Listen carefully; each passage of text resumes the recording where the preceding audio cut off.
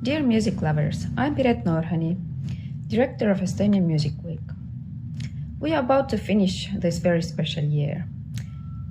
It has been a special year also for Estonian Music Week, because thanks to COVID-19 and Tartu College 50, we started a new tradition, live stream online concert series. And first I'd like to thank our wonderful team, Sebastian, Elis, Rasmus, Taavi, Johanna, Laani, Kati, Kerli, Kaisa, Joona, Paul. Thank you. Without you, it wouldn't have been possible. And I'm sure we all learned a lot. And there's still a lot to learn. But you have done a great job. And with those online events, we have definitely found new audiences near and far. And we also had to be very creative putting together our program. So next, I'd like to thank all our performers, Kaili Kinnan, Erik Laar, but also those who shared their memoirs at Museum Night in August, Andres Raudsepp, Voxepp Sisters, rock group Megapop, and also Markus Kolga, who gave a wonderful talk in November about Soviet rock, punk, and jazz music history.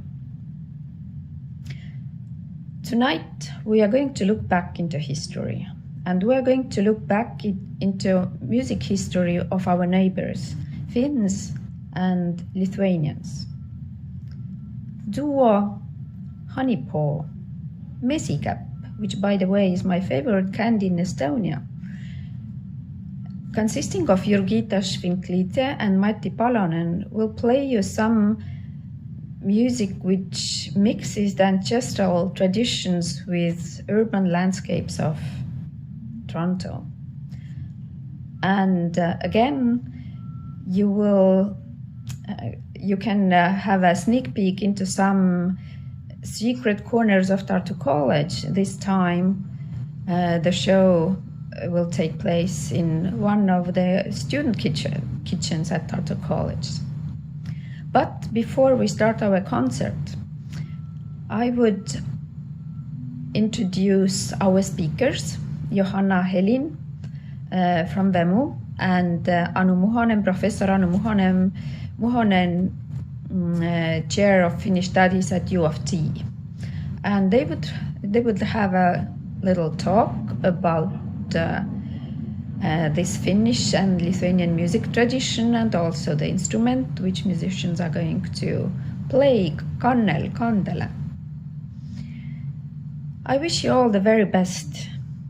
Have a very merry, healthy Christmas. Stay safe, and we'll see you again in the new year. I'm Johanna from VEMU, and tonight, before the concert, I'm talking with the Professor of Finnish Studies from the University of Toronto, Anu Muhonen. Welcome. Thank you.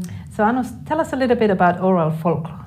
So when we talk about folklore or oral lore, we are talking about a way of human communication where knowledge and ideas and thinkings and messages and teachings and other cultural material are transmitted and preserved and orally from one generation to another.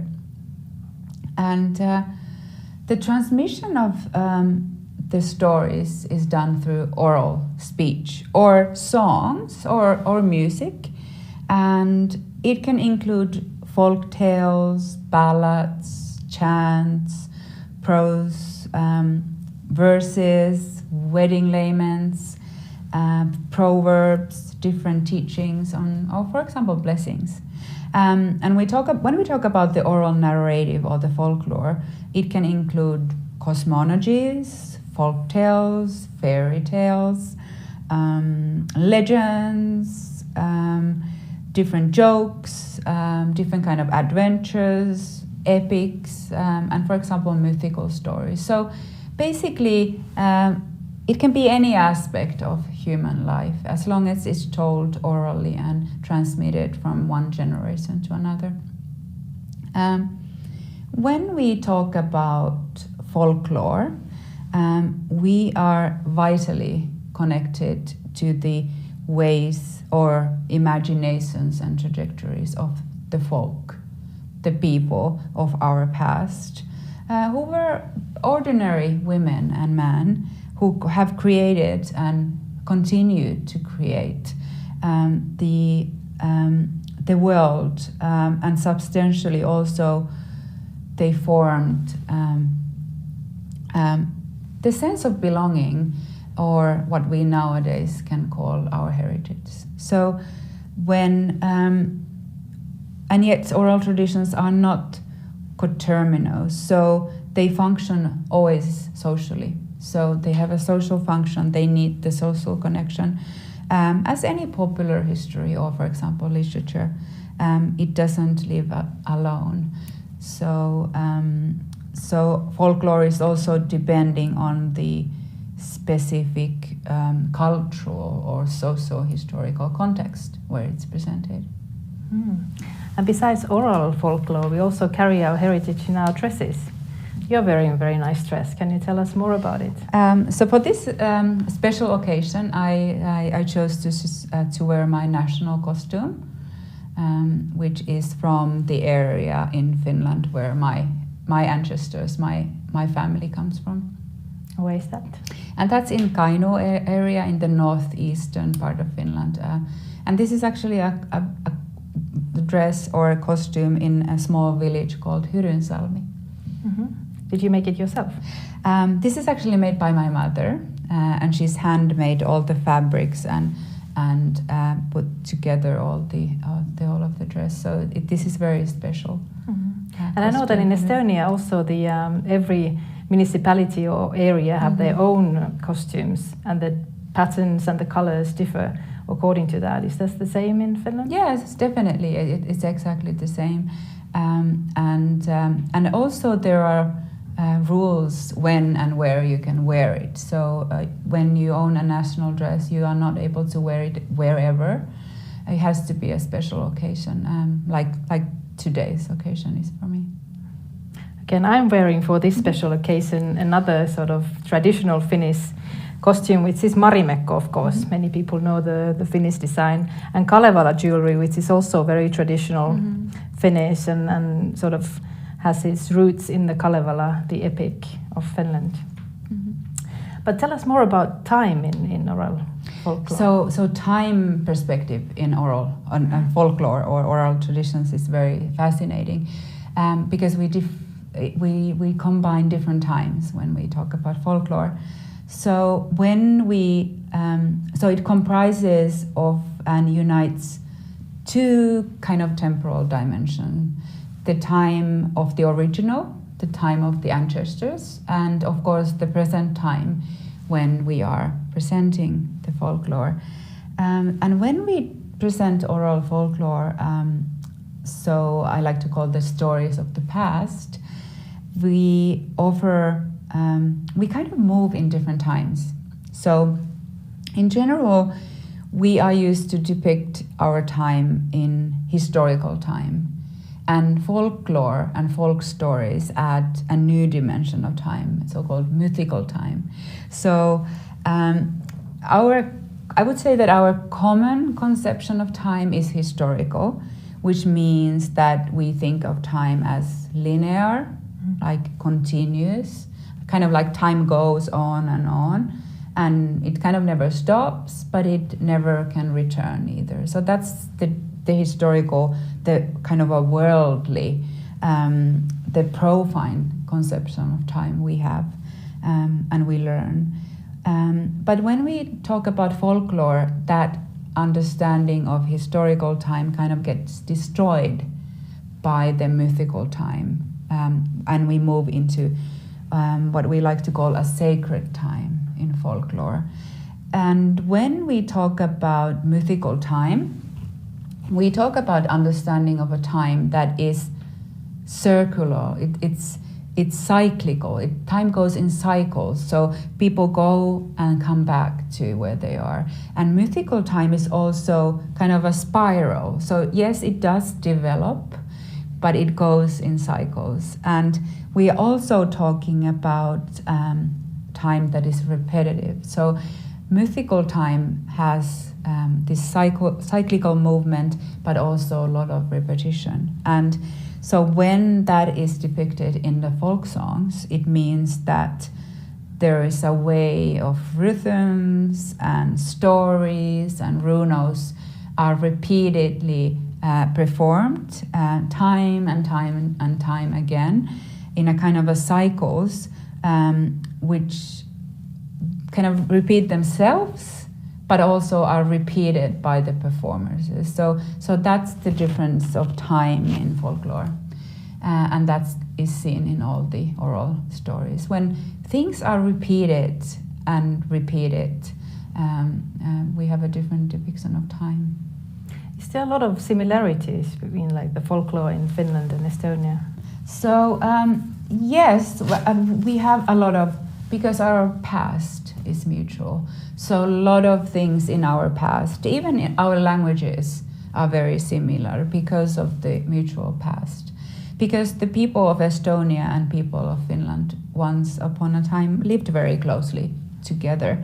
When we talk about folklore, we sometimes like to talk about what we call a runic world.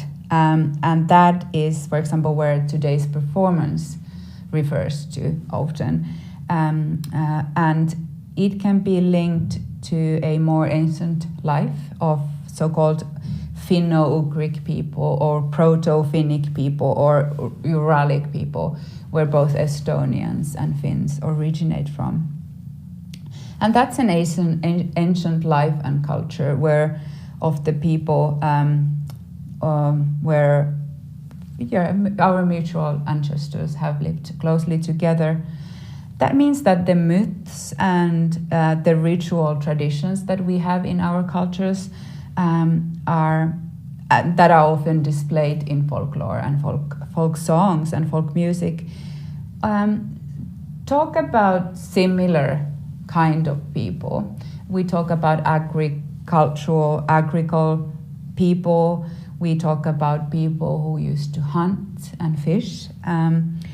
And we talked about people who used to travel to trade. So society that was based on trading things. And also people had very small herds. And that had to do because of the fact that the social structure of our mutual ancestors was that people were partially mobile. People used to travel and move a lot, and they were also nomadic. And that's the mutual heritage of our people. And that's when traditions and were also shared, but also partly mutually shaped. So definitely there's a past that is mutual and common. And maybe just to note that there are songs of Ingria, for example, that are mutual to both of the cultures in Finland and Estonia and in the Karelian area. And those traditions depict the history of the Finnic or Uralic or Finno-Ugric people. So those people who once upon a time lived close together. And that's where the same music and same melodies that we use in our folk songs are used and come from. And we have a lot of common roots, traditions in our performing traditions. So tonight one of the main instrument player is Matti Palonen. Can you tell us how you met Matti? So I met Matti because Matti came to study Finnish language. Matti is a kantele player and a musician, very talented musician, and he came to study Finnish language because he wanted to know more about the music he is so interested about. And he also took one of my Kalevala courses to get to know and study the book, the Finnish epic, the Kalevala. So what are they going to perform tonight? So today's repertoire, the group performing today, the Honeypaws, which actually comes from the Finnish, the epic stories of the Mesikämmen, which in Estonian I think is Mesikäpp. And that's of course bear, like yes. karhu or karu. So kind of from the myth of the bear, which is a very significant animal in the Finnish mythology. They formed, I think they were formed 2019, and their cultural connection is symbolized by Baltic psaltery, which in Finnish is kantele, and I think Estonian is kannel. Mm-hmm. We also have that word in Finnish, and in Lithuanian it's called kankles, and Latvian is kokle. And the Honeypaw sound is based on both of the cultures. So in Lithuanian serpentine and the Finnish Kalevala tradition. So Jurgita is from Lithuania. Yes, yeah. But of course, while, as I said before, while of course both of these young artists also present their folk song tradition in this current present time and space, and their music has also reflections of this metropolitan urban landscape and soundscape of Toronto. So Matti told me that in today's presentation they are using special instruments, as I mentioned already, and they are using some traditional singing styles, for example Karelian yoik, and also some improvisational styles from Kalevala or Karelia. One called heterophony, which it kind of means that two people are simultaneously creating music, or two or more. It can be actually more people than two, and they sing kind of a flow of sounds, consonant and dissonant sounds, mutually going together by using a variation of a same one single melody, but giving it different voices. I don't know if I can explain it, but I'm trying to explain it in a way that we could understand. And Matti told me that the kantele improvisation he is using in today's concert, he has learned while he's visited two kantele masters in Finland, Arja Kastinen and Maija Pokela, as well as from his own study of the kantele archives in Finland. And those archives, for example, emphasize that kantele was played, the instrument was played in a way that the players were playing music over the same melody for hours and hours, so long that people actually went into trance. Mm-hmm. And that's one very powerful technique. And imagine that you are using that instrument, that way of playing an instrument, and then singing a message over and over and over again. How powerful the folk music, the folklore and folk music way of getting your message to your listener is. Imagine, for example, teaching young children who hear things repeated again and again together with the powerful music. You mentioned Kalevala many times already. Can you tell a little bit more about the importance of Kalevala for Finnish independence? Yeah, so we've said that today we also celebrate the Finnish independence, and as I mentioned, a lot of the repertoire in our performance today relates to Kalevala, and there are some songs in the repertoire that are from Kalevala, and Kalevala, of course, is the national epic of the Finnish people. Like Kalevipoik is for the exactly, Estonians. And Kalevipoik and Kalevala have very really many similarities. Yeah, very much. So the significance of Kalevala in Finnish history is very clear. So, and I would like to name two occasions where it's significant, where it's culminated in the Finnish history. Maybe in two periods of in the 19th century. So first of all, Kalevala is intimately linked to Finland's national awakening during the first half of the 1800s. And of course the impact Kalevala had for the Finnish language is profound.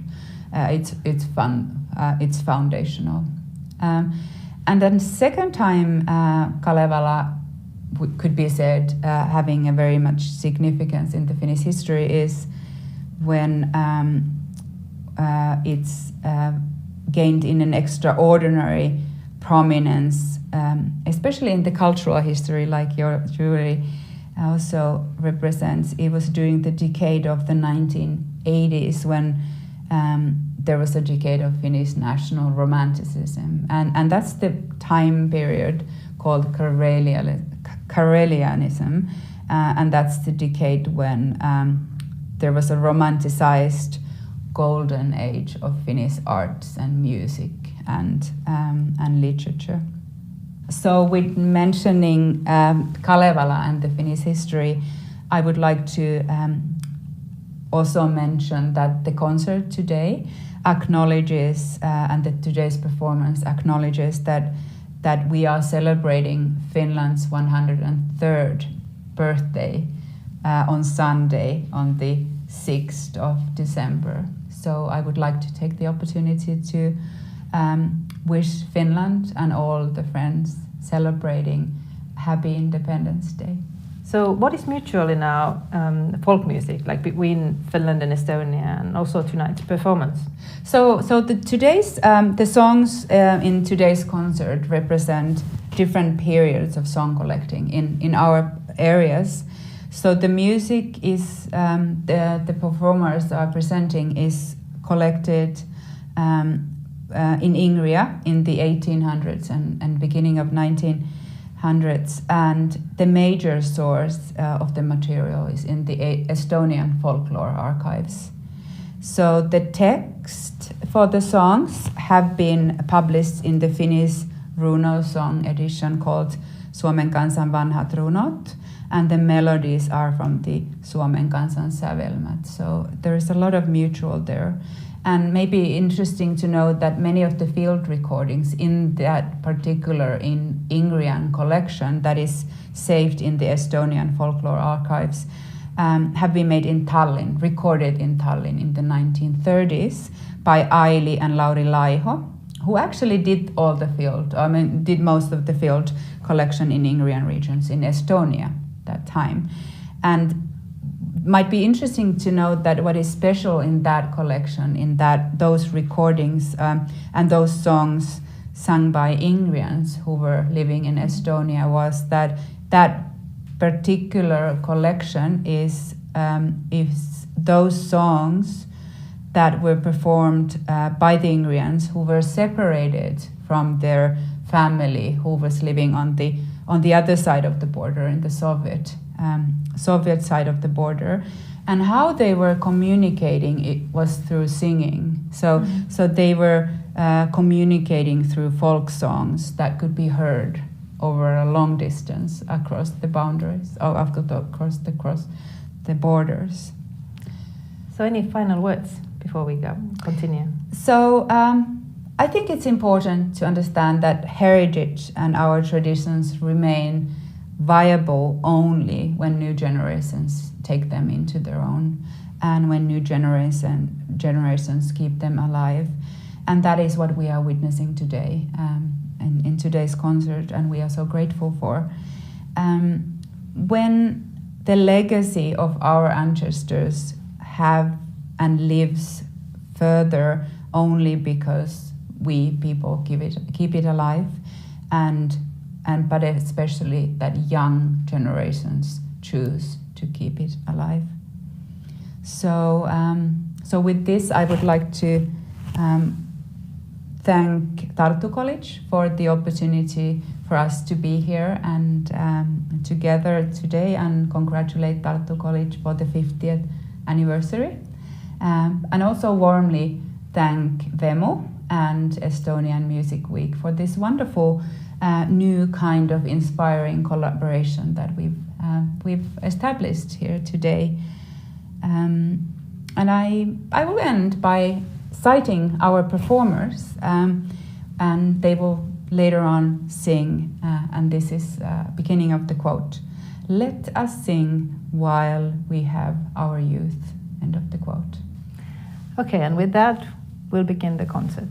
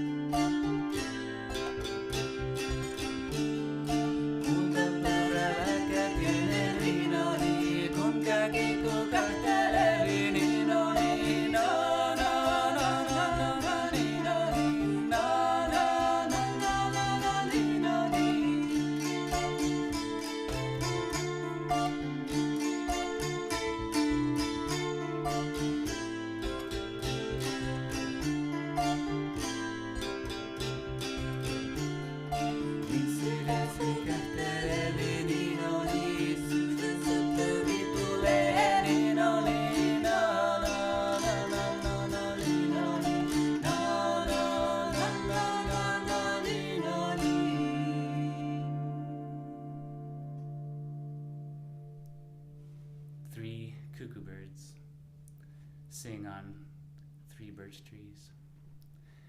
3 birch trees grow on 3 distant islands.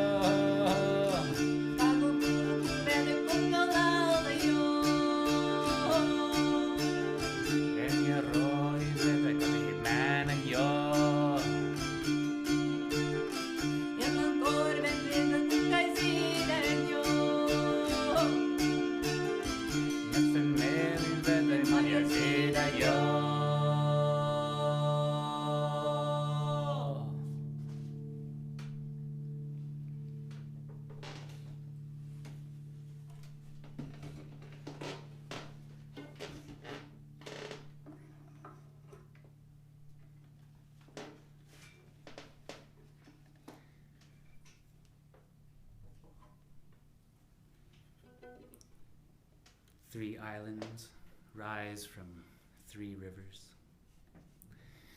3 rivers flow from our mother's tears.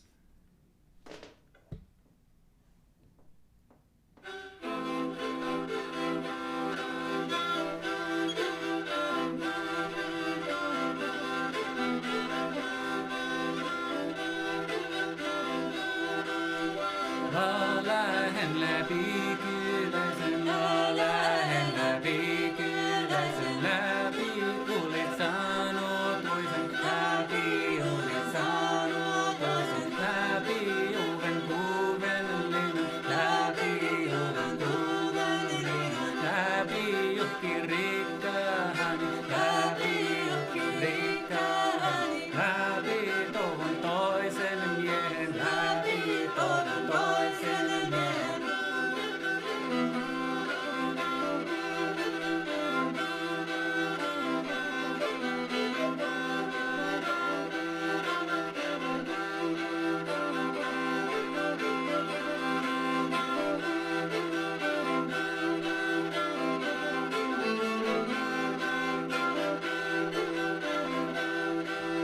Rikas rukkista ei kiellä, rikas rukkista ei kiellä. Toivosti viertä toinen mies, toivosti viertä toinen mies. Kenelpä toki läppuloinen, kenelpä toki läppuloinen. Kaatupa Honeypaw hänä, kaatupa Honeypaw hänä. Rimmut on pantu ristiin, rimmut on pantu ristiin. Paatit on pantu pitkin ja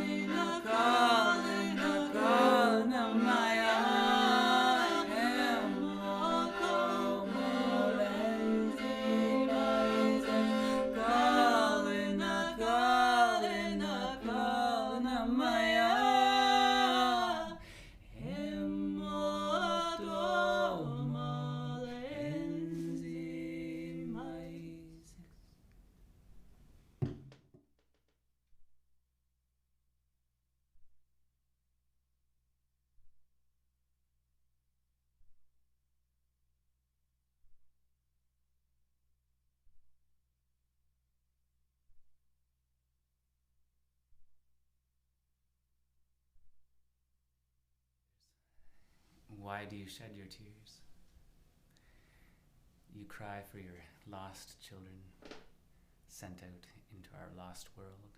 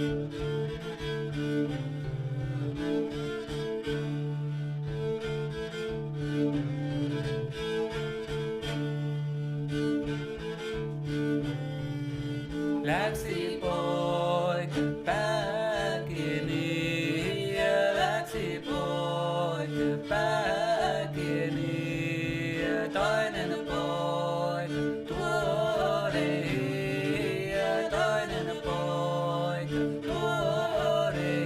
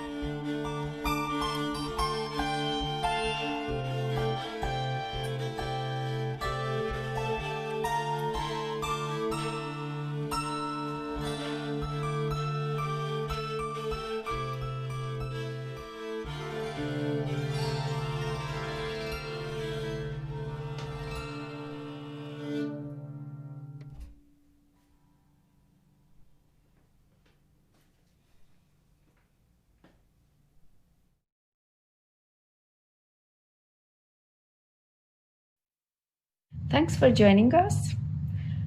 Happy Independence Day of Finland and hyvää pikkujoulua.